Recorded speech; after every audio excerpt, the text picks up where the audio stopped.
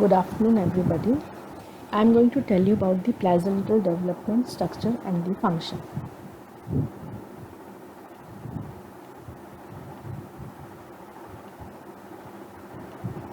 The human placenta is a discoid shaped organ. It is hemochorial in origin. That means it has a direct contact with the chorion, with the maternal blood and the decidua. And some maternal tissue is shed at the time of parturition. Placenta is attached to the uterine wall and establishes connection between the mother and fetus through the umbilical cord. The fact that maternal and the fetal tissue comes in direct contact without rejection suggests immunological acceptance of the fetal graft by the mother.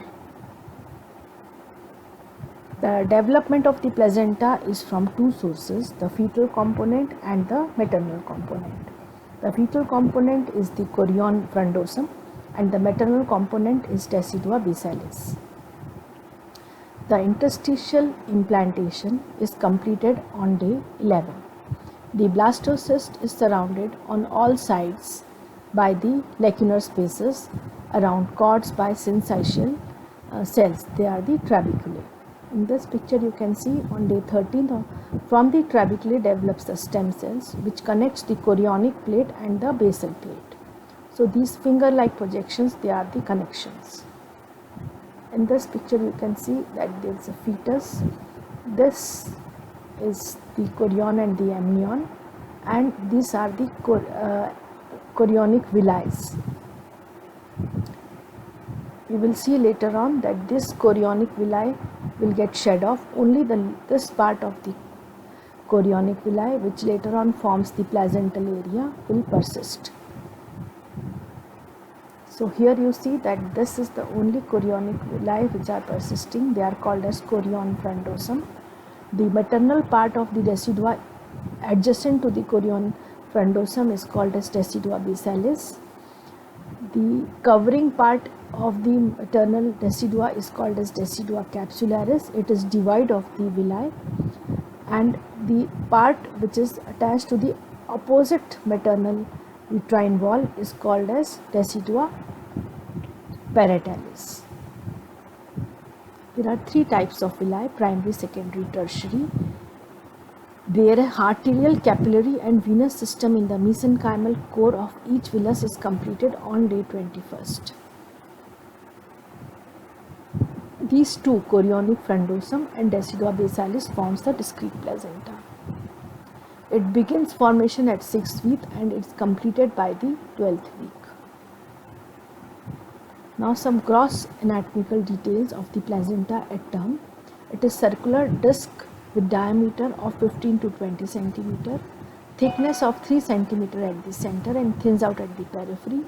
It is spongy, weighs about 500 grams, proportion is 1:6 with baby weight at term. It occupies 30% of the uterine wall. Fetal surface is covered by the smooth glistening amnion with umbilical cord attached to or near its center. Branches of umbilical vessels are visible beneath the amnion as they radiate from the insertion of the cord. At term, 4/5 of placenta is of fetal origin.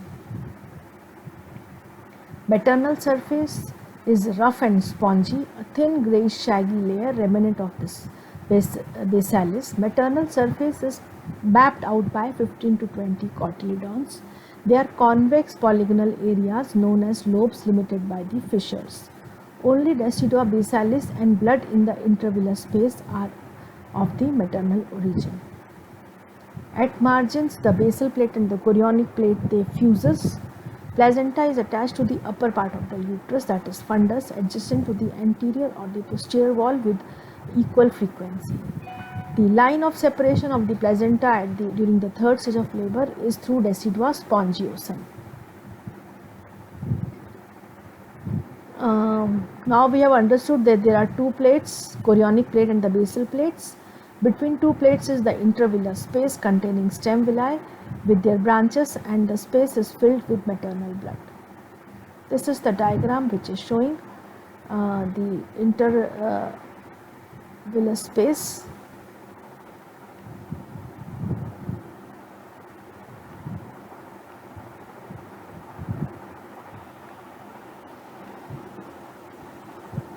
This is the intervillous space.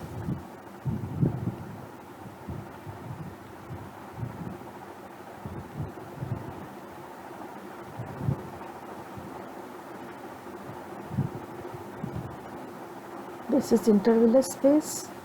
These are the maternal vessels piercing the intervillous spaces. This is the villi, and these are the umbilical blood vessels. And the umbilical blood vessels and the maternal blood is separated by the cytotrophoblast and the syncytotrophoblast. Amniotic membrane consists of single layer of cubical epithelium loosely attached to the adjacent chorionic plate and takes no part in the formation of placenta. The chorionic plate, from within outwards, it has primitive mesenchymal tissue with branches of umbilical vessels, layers of cytotrophoblast, then comes syncytotrophoblast, then stem villi arises from the plate, inner boundary of the chorioresidual space. This you can see that these are the umbilical vessels. They are present in the stem villi. From outer side or the maternal surface, the maternal spiral blood vessels, they enter and they open in the intervillous spaces. This is the diagram showing the arrangement of this is the maternal blood and this is the fetal blood. In between, these layers are separating the maternal and the fetal blood. Syncytotrophoblast, cytotrophoblast, connective tissue, stroma of the villi. So these layers in between the maternal and the fetal blood. Part of the compact and the spongy layer of the decidua basalis. Nitabuc layer of the fibrinoid degeneration of the outer syncytotrophoblast at the junction of the cytotrophoblastic shell and the decidua. Then there is cytotrophoblast and there is syncytotrophoblast. Basal plate is perforated by the spiral branches of uterine vessels through which the maternal blood flows into the intervillous space.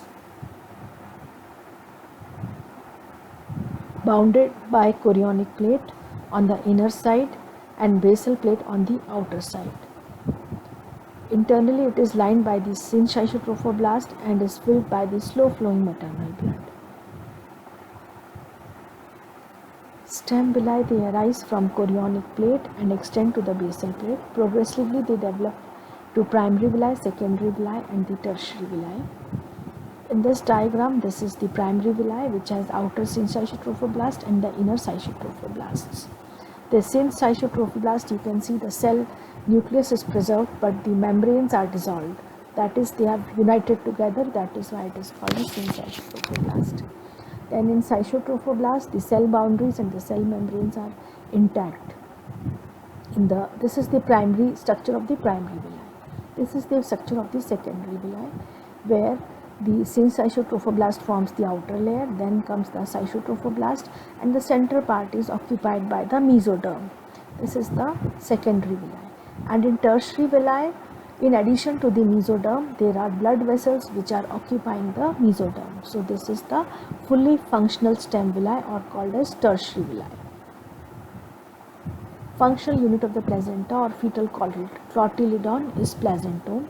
Approximately 60 stem villi are present in a human placenta. Each cotyledon, the total number of cotyledons may vary from 15 to 29. Each cotyledon contains 3 to 4 major stem villi.